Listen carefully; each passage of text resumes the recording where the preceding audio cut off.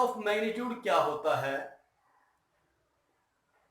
जैसे किसी भी क्वांटिटी की वैल्यू का, उसकी एक्चुअल वैल्यू का, एग्जैक्ट वैल्यू का अगर हमें ना पता हो या हम किसी से पूछने जाएं तो वो क्या करेगा, उसके नियरेस्ट वैल्यू को बताएगा।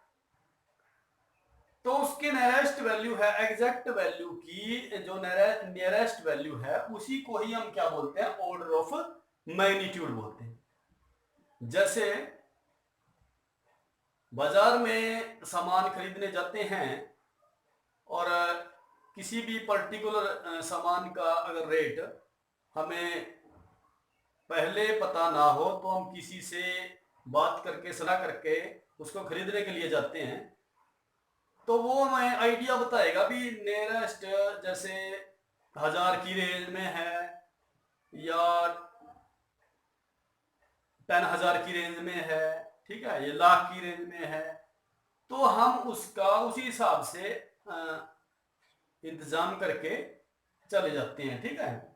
तो उसी को ही, आइडिया को, नियरेस्ट वैल्यू को, एक्चुअल वैल्यू के नियरेस्ट वैल्यू को हम क्या बोलेंगे, ऑर्डर ऑफ मैग्नीट्यूड। तो डेफिनेशन क्या बढ़ेगी, डेफिनेशन क्या बढ़ेगी, हम उसको किस में दर्शाएंगे, पावर ऑफ 10 में, 10 की पावर में शो करेंगे उसको। वो क्या होगी, the power of 10 which give us A value nearest actual value of the quantity, उस क्वांटिटी की नियरेस्ट वैल्यू होगी, ठीक है ना, एक्चुअल वैल्यू की नियरेस्ट वैल्यू, जिसको हम दर्शाएंगे किसमें, 10 की पावर में, ठीक है। अब इसका रूल आपको याद होना चाहिए, कैसे हम किसी भी क्वांटिटी की ऑर्डर ऑफ मैग्नीट्यूड को निकाल सकते हैं। देखिए, सबसे पहले आपको याद होना चाहिए, नंबर, जितने भी नंबर हैं लेस देन 5 उनका ऑर्डर रहेगा 1, ठीक है बच्चों। उसके बाद जो 5 से 10 के बीच में नंबर है उनका ऑर्डर रहेगा 10, ठीक है।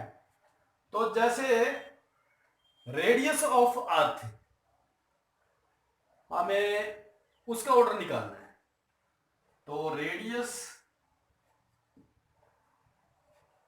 ऑफ अर्थ हमें पता है 6400 किलोमीटर होती है।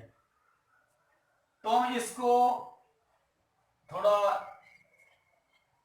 सिंप्लीफाई करेंगे, किलोमीटर में है तो हम उसको मीटर में करेंगे, ऐसा यूनिट यूज करेंगे, international system of unit apply करेंगे, तो हमारी यही टर्म क्या बन जाएगी, ठीक है बच्चों।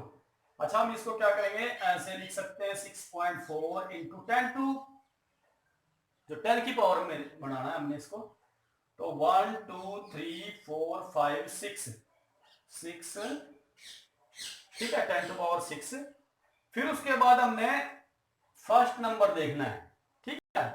फर्स्ट नंबर यहां क्या है, 6 है। मैंने क्या बताया, 5 से 10 को हम क्या ऑर्डर होगा उसका, 10, तो यहां इसका ऑर्डर क्या बनेगा, 10 इंटू 10 टू पावर 6, और ये हमने मीटर में चेंज करा था, तो टोटल ऑर्डर क्या आ जाएगा हमारा, order of magnitude 10 to power 7 meter. इसका मतलब है order of magnitude of radius of earth is equal to 10 to power 7 meter, ठीक है। ऐसे हमारे पास और न्यूमेरिकल टर्म है, जैसे 499, ये मीटर या सेंटीमीटर है, ये नहीं अभी लिया हमने, तो इसको देखो कैसे निकाल लेंगे, इसका ऑर्डर कैसे निकाल लेंगे इस नंबर का, तो हम क्या लिखेंगे, 4.99 इंटू 10 टू पावर 2, ठीक है, ये 10 की पावर में बना दो। उसके बाद हमने ये नंबर देखना है, फर्स्ट नंबर 4 है, तो 4 क्या है, 5 से कम है, तो हम क्या लेंगे, यहाँ ऑर्डर क्या आएगा उसका, 1, तो यहाँ लिखेंगे 1 इंटू 10 टू पावर 2, तो हमारा इसका ऑर्डर 499 का ऑर्डर क्या आता है, 10 रेज टू पावर 2, ठीक है।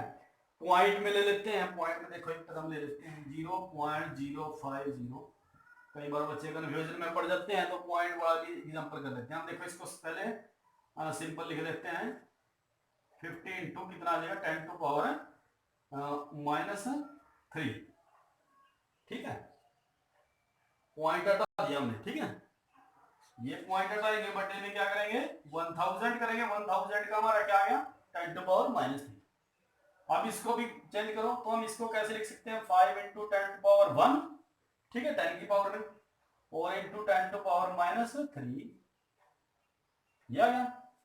तो उसके बाद ये देखिए 5, तो 5 या 5 से लेकर 10 तक ऑर्डर कितना आएगा इसका 10 पहले, उसके बाद कितना 10⁻1 और 10⁻³ तो 1 1 2 और 2 - 3 10⁻⁻1, तो ये इस टर्म का, इस नंबर का ऑर्डर ऑफ मैग्नीट्यूड आएगा, ठीक है।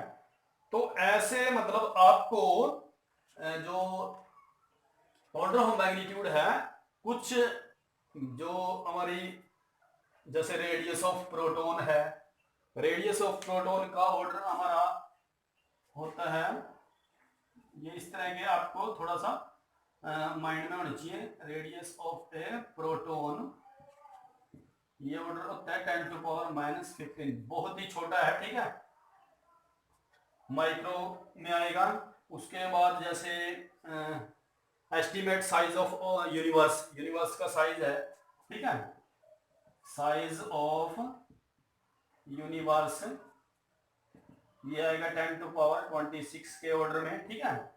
रेडियस ऑफ सन, सन का रेडियस कितना आएगा 10⁻9 की रेंज में आएगा, ठीक है। और मून, रेडियस ऑफ मून वो आएगा हमारा 10⁻6। तो ये मेन जो ऑर्डर ऑफ मैग्नीट्यूड है ये आपके वैसे भी लर्न होने चाहिए, ठीक है।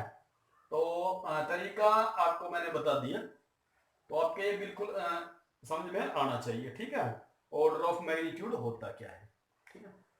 तो नेक्स्ट आगे करेंगे हम मेजरमेंट ऑफ लेंथ, ठीक है।